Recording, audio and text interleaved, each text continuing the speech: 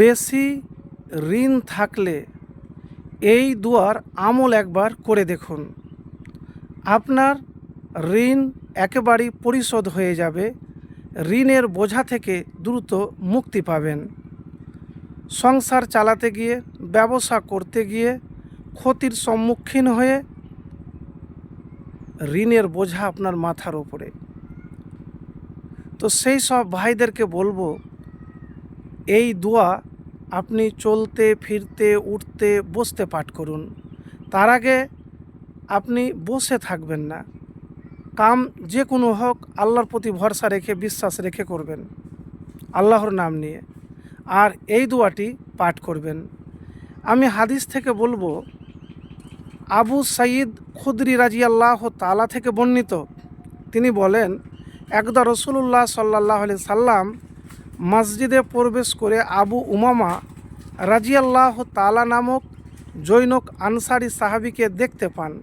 তিনি তাকে আনসারি জিজ্ঞাসা করেন, হে আবু উমামা, আমি তোমাকে নামাজের সময় ব্যতীত মসজিদে উপবিষ্ট কেন দেখছি? তিনি বললেন, সীমাহীন দুশ্চিন্তা, ঋণ ভার জর্জরিত হওয়ার কারণে। ইয়া রাসূলুল্লাহ সাল্লাল্লাহু আলাইহি সাল্লাম, আমি এই অসময়ে মসজিদে উপনীত হয়ে তা থেকে আল্লাহর নিকট মুক্তি কামনা করছি।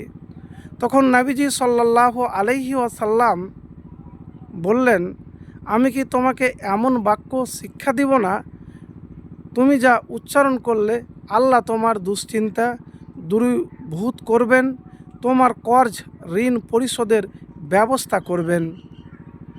তখন নবীজি সাল্লাল্লাহু আলাইহি সাল্লামকে বললেন, তাহলে বলেন ইয়া রাসূলুল্লাহ সাল্লাল্লাহু আলাইহি সাল্লাম। তিনি বললেন, তুমি সকাল ও সন্ধ্যায় এইরূপ বলবে, আল্লাহুম্মা ইন্নী আউযু বিকা মিনাল হাম্মি ওয়াল হাজানি ওয়া আউযু বিকা মিন গালাবাতিদ দাইনি ওয়া কাহিরির রিজাল। এর অর্থ হলো, ইয়া আল্লাহ, আমি তোমার নিকট যাবতীয় চিন্তা ভাবনা হতে আশ্রয় প্রার্থনা করছি। আমি তোমার নিকট দুর্বলতা অলসতা হতে আশ্রয় কামনা করছি।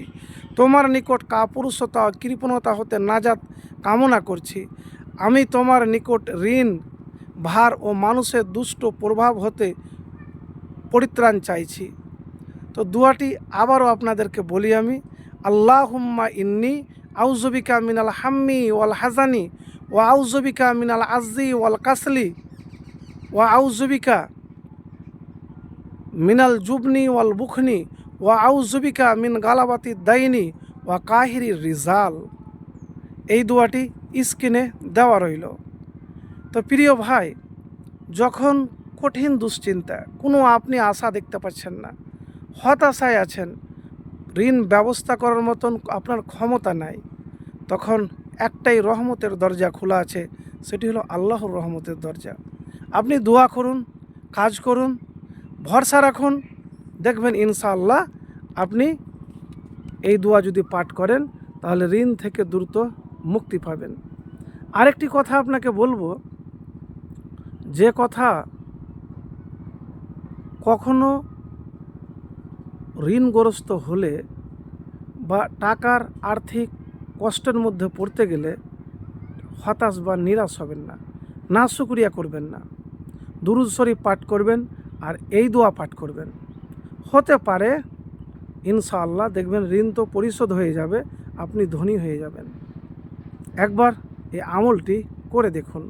সকাল সন্ধ্যায় বসে আপনি 11 বার পড়ুন, 10 বার পড়ুন, নিয়মিত করুন।